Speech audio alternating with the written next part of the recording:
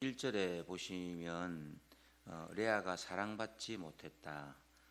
레아가 사랑받지 못했다 이런 표현이 나오는데 사랑받지 못한 여자의 얼굴은 어떤 얼굴일까요? 카카오톡 많이들 하시는데 이 대문 사진 있잖아요. 대문 사진 이렇게 한 번씩 또 바꾸시죠. 뭐 계절 따라 바꾸기도 하고 또 뭐 집안에 좋은 일이 있으면 또 찍고 또 바꾸기도 하고 그러시는데 할아버지 할머니들은 이제 손주가 태어나면 대부분 보면 손주 사진으로 또 바뀌죠. 제가 친분이 있는 분들도 뭐 대부분 이렇게 어른들은 또 손주 사진으로 다 바뀌시더라고요. 자, 그런데 제가 지금까지 딱 한 분만 진짜 여전히 바꾸지 않는 분을 제가 봤습니다. 장로님이신데 그 장로님은 이제 말 그대로 대문 사진에 아내 사진을 한결같이 그대로 두십니다. 그 예쁜 손주가 태어나도 여전히 아내 사진이 그 대문 사진에 걸려 있어요. 사진이 바뀌기는 하지만 계절 따라 바뀐 아내의 사진을 올리죠. 참 대단하시다 이런 생각 그 카카오톡 대문 사진 보면서 합니다. 그렇게 사랑받고 사는 얼굴은 밝아요. 구김살이 없어요. 행복하시죠. 우리가 레아의 얼굴을 이제 보지는 못했지만 사랑받지 못하고 사는 얼굴이 뭐 얼마나 밝았겠습니까? 행복하지 않기 때문에 늘 그늘진 어둠이 그 얼굴 한쪽에 드리워져 있었을 것입니다. 그래서 32절에 보면 그 중간절에 나의 괴로움이라는 표현이 나오죠. 괴로움을 안고 사는 여인이 뭘 그렇게 대단히 행복했을까? 어둡고 괴로운 인생을 레아는 계속해서 살았을 것입니다. 사랑받지 못하고 사는 사람은 이제 얼굴에 그늘이 지죠. 또 어떤 인생을 사느냐 하면 집착하는 삶을 살게 됩니다. 이게 무엇인가 채워지지 않기 때문에 늘 그 빈자리가 있죠. 그 채워지지 않는 것에 대하여 다른 것으로 채우려고 하고 또 때로는 과도하게 집착하는 것을 보게 되죠. 아들들이 이제 계속 태어나는데 르우벤이라는 이름의 뜻이 보라 아들이다, 보라 아들이다 하는 것입니다. 뭐 요즘이야 딸바보 하지만 근래 얘기입니다, 그죠? 예전에는 특히 고대 건동 사회에서는 아들이죠. 왜요? 아들이 가문을 이어야 하니까. 특별히 그 아들이 장손이면 그 아버지들의 사랑은 더욱 더 대단했죠. 야곱에게도 이제 그런 마음이 있었던 것이 분명한 것이 창세기 49장 3절에 가면 르우벤아 너는 내 장자요 내 능력이요 내 기력의 시작이다. 너는 내 장자다 나의 능력이다 나의 기력의 시작이다. 이렇게 하면서 이 첫째 아들을 두고 그 깊은 속을 이렇게 고백하는 것을 보게 됩니다. 자, 레아 입장에서는 이제 그토록 귀한 첫째 아들을 낳았습니다. 첫 번째부터 딸을 낳은 것이 아니라 아들을 낳았으니까 이제야 남편이 나를 사랑해 줄 것이다 라고 하는 기대가 있죠. 남편들이 겉돌다가도 자식 태어나면 가정으로 쑥 들어오는 사람들 의외로 많습니다. 자, 그렇지만 야곱은 여전히 그렇지가 않아요. 그래도 세월 속에서 자식들은 또 곧장 태어납니다. 둘째 시므온을 낳았는데 레아가 하는 말이 33절에 보시면 여호와께서 내가 사랑받지 못함으로 이 아들로 주셨다. 그러니까 아들을 내가 둘이나 낳았는데 이제야 남편 마음이 나에게로 향하지 않을까 하는 기대하는 마음이 있는 거죠. 셋째도 곧장 태어나서 이름을 레이라 합니다. 34절에 내 남편이 지금부터 나와 연합하니로다. 이제 진짜 나를 사랑할 것이다. 내가 아들을 셋이나 낳았는데 하면서 남편이 나를 사랑할 것이다. 나와 연합할 것이다. 이렇게 기대하는 것이죠. 그러니까 이게 계속해서 마음을 이쪽으로 이렇게 두는 거죠. 이 마음을 계속해서 집착합니다. 여러분 그 마태복음 24장 12절에 보면 불법이 성함으로 많은 사람의 사랑이 식어지리라 이렇게 말하는데 마태복음 24장은 종말의 때에 일어날 현상들에 대해서 기록한 것이죠. 종말의 현상 중에 하나가 뭐냐라고 할 때 사랑이 식어진다는 것입니다. 여러분 우리가 이제 종말의 시간을 살고 있습니다만 그런데 사실 그런 말씀 읽을 때 진짜 그런가 해요. 왜냐하면 주변을 둘러보면 전혀 그렇지가 않잖아요. 노래라는 노래들은 죄다 사랑 노래고 세상에서 일어나는 사건 사고들 보면 여전히 사랑 때문에 사건 사고가 일어납니다. 자, 사람이 여러분 동물과 다른 것은 하나님의 형상을 닮았다는 것이고, 하나님의 형상을 닮았다는 것은 하나님의 속성을 닮았다는 것이죠.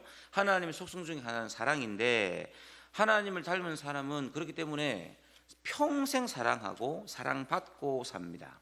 자, 여러분 그렇다면 종말의 때에 사랑이 식어진다는 것은 무슨 의미입니까? 불법이 성함으로 사랑이 식어진다고 합니다. 여러분 하나님이 의도하신 사랑의 질서, 하나님이 의도하신 관계 안에서의 사랑의 질서가 깨지면 다른 불법적인 사랑, 다른 왜곡적인 사랑으로 변질된다는 거예요. 여러분 우리가 주변에서 보는 것들 다 그런 것들입니다. 사람이 사람을 사랑하고 살아야 하는데 사람을 사랑하지 않고 대신에 다른 것들에 또 집착하면서 살게 되죠. 사람의 마음이 어디에 있어요? 여러분의 마음은 어디에 있습니까? 여러분의 마음이 어디에 있는지도 여러분 모르시겠죠. 마음이 내 안에 있는 것 같은데 그 내 안에 도대체 어느 구석에 내 마음이 있는지도 모르겠는데, 사람은 내가 받아야 할 사랑을 받지 못하면 마음이 허해요. 마음이 자꾸 비어져요. 그 허한 마음을 자꾸 다른 것으로 채우면서 살아요. 뭐 돈이든 뭐 동물이든 뭐 다른 것에 집착을 해요. 자식이든 여러분 그렇게 집착하면서 인생을 사는 것입니다. 저는 이제 두 딸을 키우면서 그렇기 때문에 드리는 기도가 좀 있는데, 제가 드리는 기도 중에 하나는 이 아이들이 커서 이제 남자 만나서 결혼할 거 아닙니까? 그러면 이제 어떤 가정에 결혼을 하면 좋을까라고 생각할 때 시부모 되는 분들이 좀 건강하게, 그리고 두 부부가 정말 행복하게 사는 그런 가정에 내 딸들이 결혼하면 좋겠다라고 하는 마음이 있어요. 뭐 다른 거 아닙니다. 두 부부가 행복하게 잘 살잖아요. 그러면 아들 결혼시켜도 너가 잘 살아라 그러지, 내 아들 하면서 자꾸 결혼한 아들 집에 찾아가지 않습니다. 그러니까 내 자식을 위해서 정말 행복한 부부가 있는 그런 시댁에 결혼하면 좋겠다. 여러분 부부가 행복하게 살지 않으면 자꾸 아들 해요, 딸 합니다. 자꾸 다른 것에 마음을 두고 집착하면서 인생을 살죠. 왜요? 마음이 흥하니까 그렇게 되는 거죠. 여러분 레아가 지금 그런 모습을 보이죠. 계속해서 그렇게 합니다. 여러분 사랑이 없는 가정에, 사랑받지 못하고 사는 가정에서 자식들은 뭐 건강하게 자라겠습니까? 바르게 성장할 일이 없습니다. 여러분 장자 르우벤 봅시다. 장자 르우벤은 이 아버지하고 어머니 사이에서 그리고 이제 동생들이 태어났는데 이 사이에 끼어 있어요. 그래서 이거 이제 끼어 있는 세대잖아요. 큰 소리도 못 치고, 그래도 또 동생들 눈치도 보고, 이렇게 고스란히 숨죽이면서 엄마가 당하는 고통을 르우벤은 그대로 보면서 자라죠. 그 30장 14절에 가면 르우벤이 들여서 합한채라고 하는 것을 구하게 되는데, 이제 그걸 어머니에게 드리죠. 어머니가 아버지에게 사랑을 받지 못하고 사는 게 눈에 그대로 보이니까 내 엄마가 제발 좀 사랑받고 좀 재밌게 좀 살면 좋겠다, 그 마음으로 어머니에게 그런 것을 드립니다. 여러분 그런 것을 자식이 드린다고 할 때 르우벤 마음 깊숙한 곳에 있는 이 쓴뿌리, 고통, 상처, 아픔, 여러분 이런 것들이 얼마나 많겠습니까? 그리고 우리가 창세기를 통해서 읽어보면 르우벤은 어느 날 그런 것들이 잘못 분출되어짐으로 그 인생을 망치게 되죠. 여러분 둘째인 시므온과 셋째 레이는 거칠고 좀 폭력적인 성격이 되죠. 창세기 49장 5절에 보면 시므온과 레이는 형제요 그들의 칼은 폭력의 도구라. 이 불완전한 가정에서, 온전하지 못한 가정에서 살아가는 둘째와 셋째는 좀 거칠고 좀 반항적이고 이런 성격으로 자라게 됩니다. 여러분 사랑받지 못하고 사랑이 없는 가정에서 자라는 자녀들 역시 그 부부뿐 아니라 그 밑에서 자라는 자녀들도 역시 건강하지 못하게 인생을 사는 것을 봅니다. 그래서 상담학자들이 늘 이야기하듯이 뭐 다 맞는 건 아니겠지만 또 다 틀린 것이 아닌 게, 문제 자녀가 있는 곳에 늘 그 문제 부모가 있다는 사실을 이 성경을 통해서 봐도 언제나 진리라는 것입니다.